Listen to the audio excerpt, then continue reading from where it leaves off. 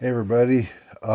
So I'm feeling a little bit like I did a few months ago back when there was this little mini controversy that blew up on my channel about Woody Harrelson when he was on Saturday Night Live when he smuggled in this anti-vax sort of message through telling a kind of parable. He smuggled it into his opening monologue, and I thought it was neat. I thought it was cool. I thought it looked like it was a genuine thing that happened. It didn't seem like a contrived, made up, astroturfed thing. That was my impression anyway. But immediately, or almost immediately, I just heard from people, no, you're wrong. You're wrong, and I know you're wrong because I just know. Uh, and Woody Harrelson is actually, this is just controlled opposition. Woody Harrelson is just saying this stuff because he's the same elites that made us take that junk are now controlling the opposition to that same junk. Yeah. And I remember at the time thinking to myself, well, I don't know, I don't really know. I'm not. I think I've made this case over and over and over again, and I don't think there can be any doubt about it. That I'm not claiming to know for sure whether Woody Harrelson was genuine or not in saying what he said on Saturday Night Live. It seemed to me like it was real. Like it was something that he snuck in because he wanted to send a message. So it seemed to me like it was a genuine thing, and I appreciated it. I know that Woody Harrelson is not necessarily on our side. Uh, you know, Nobody's perfect, but like when somebody says something, regardless of whether they're aligned with you in other ways or not, when they say something, when they go out on a limb and do or say something that's they're going to get a lot of flack for. I think that's something that's I can tip my hat to, my proverbial hat. If I were wearing one, that's what I'd be doing, tipping it. But I got a little fed up, with just what I was hearing from a lot of you, which is just, no, Andy, you're wrong. You're so dense. You're stupid. You just don't understand how these things work. I know so much more, so much better than you. Uh, you know, you simpleton. Come on, don't be a fool. Shape up. They're all they're all against us. There are no good actors out there. There's nobody out there who's a white hat. All the seeming white hats are really black hats. Come on, be black pilled. You need to be black pilled all the time, or else you're not really authentic. And I'm sort of feeling the same way with the Sound of Freedom stuff now, because I've been hearing things, and it's only been in the last day or so, like up to the last couple of days. I wasn't hearing a lot of negativity about Sound of Freedom, or people saying, oh, it's just controlled opposition. Jim Caviezel and Mel Gibson and the makers of this movie and so forth. They're all just controlled opposition. They're just as bad as the rest of showbiz. They're all pedos. Come on, Nowicki. don't be so dense. You're falling for this trap.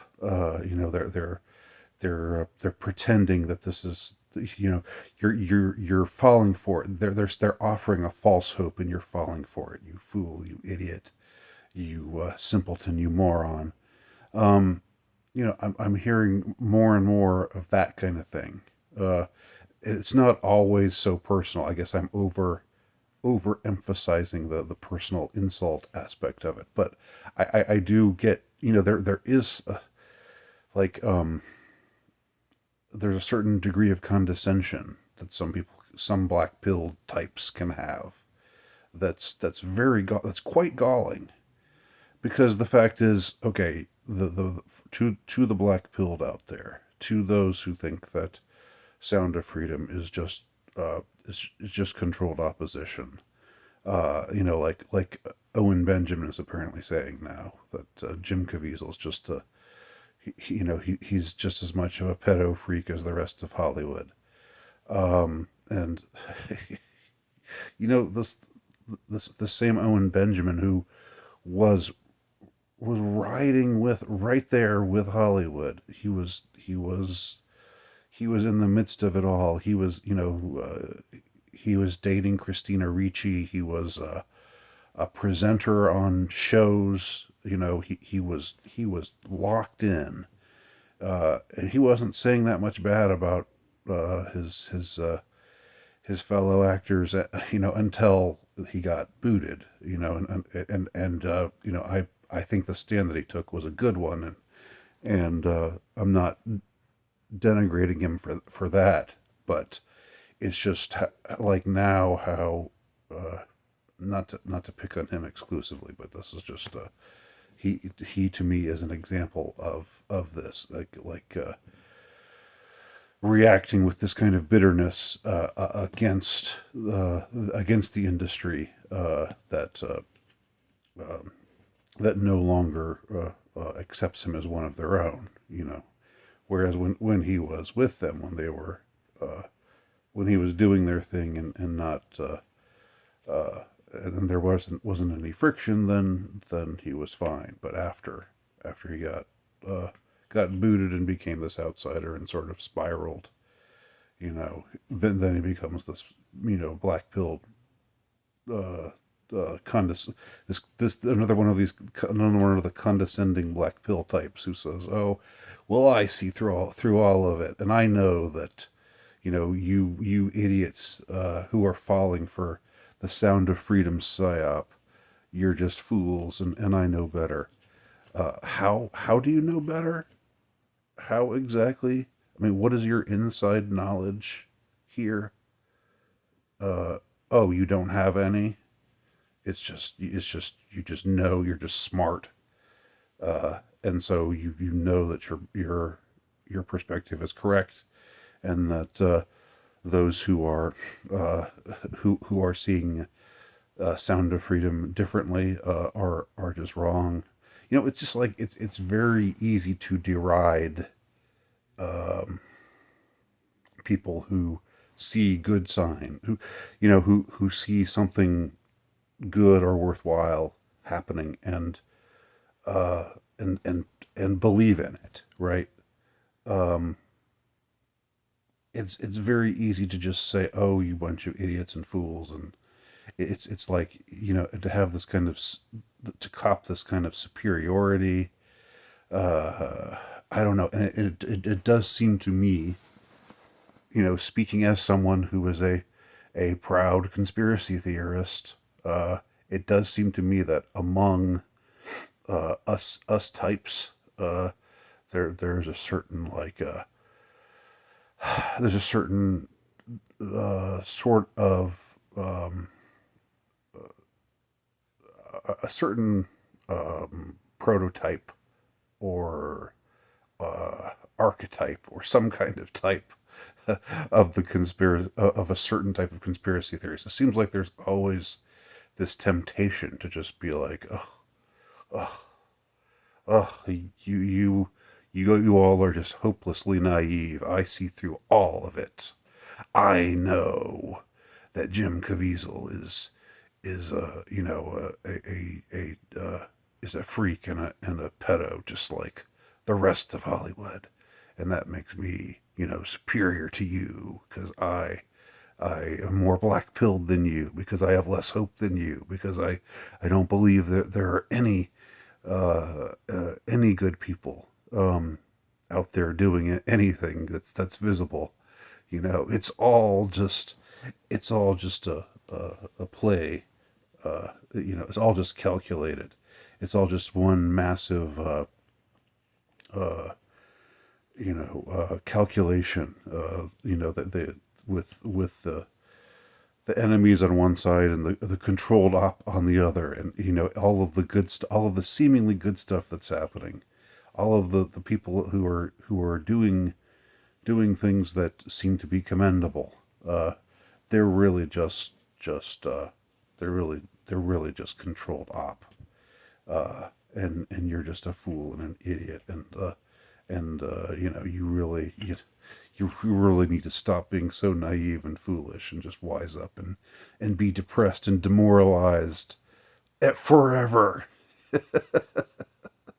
You're only authentic if you're just depressed and demoralized, forever and ever. Nothing good will ever happen. You know, you believe in the I mean, I don't know. These are the same kind of people who I would think would say that they believed in God, right? So, but I don't know, if you believe in God, then is God just a psyop? Are you? I mean, when you get on this kick, this morally, or not morally, but just like this sense of intellectual superiority, this sense of I know better than you because I'm less optimistic than you because I'm more I'm more eager to make everyone demoralized around me. You know, if it comes right down to it, are you going to say, yeah, heaven, God, Jesus, that's all just a psyop? It's all just, you know, yeah, come on, man. See through. You need to see through all of that. God and the devil are the same. God's just controlled opposition.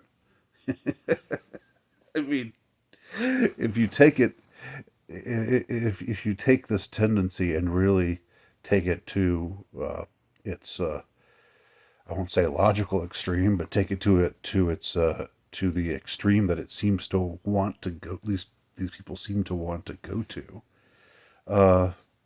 Then that's where you ultimately land. And look, here's the thing: I don't want to be demoralized. I don't want to spread demoralization. I think that is a bad thing to do. I think to induce despair and demoralization and defeat in others is something that should be avoided. And if you've got nothing to offer but demoralization, then you've really got nothing to offer. Then just don't, you know, like, do other people a favor and just don't.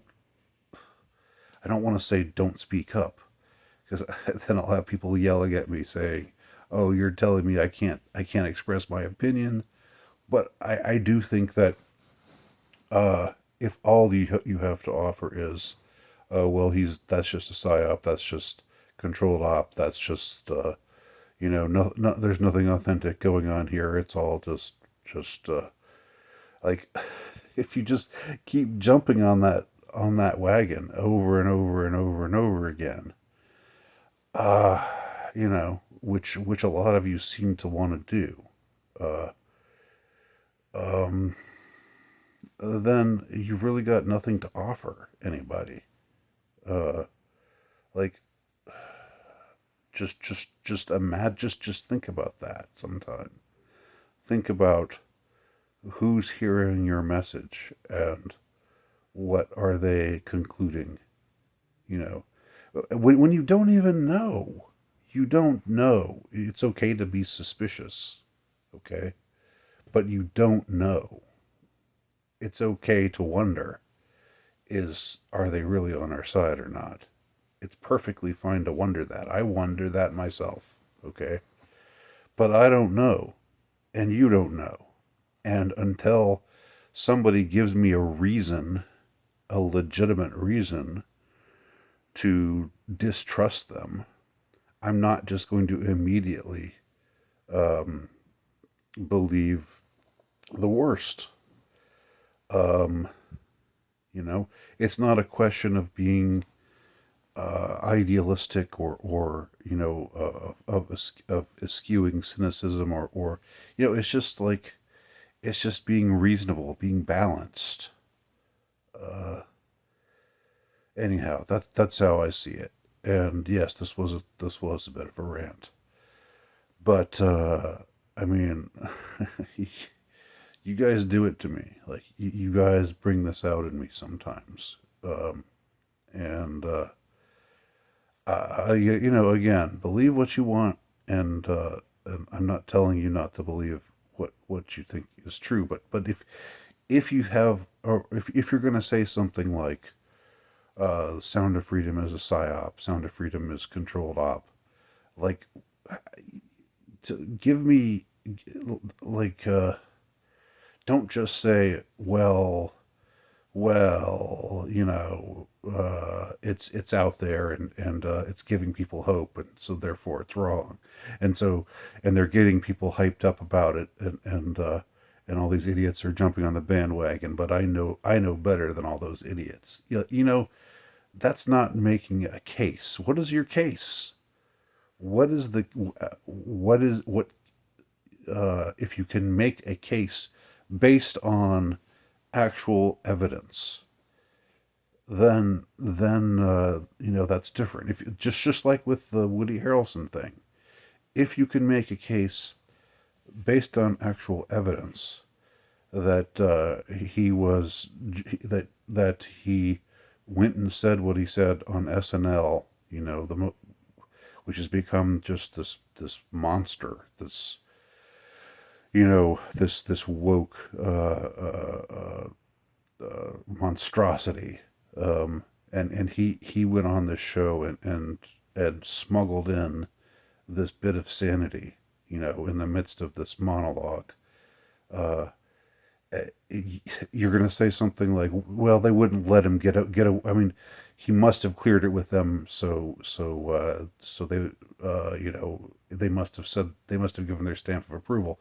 Well, not necessarily, because, people, when you slip something in, when you stick it in, like he did in that monologue, close to the end of your opening speech of your monologue, when you sort of sneak it in like he snuck it in at the 6 minute mark, or around there, that suggests to me that's sneaky. That's him being sneaky, and that does not suggest to me, oh, okay, Mr. Censor, I'm going to say this, okay.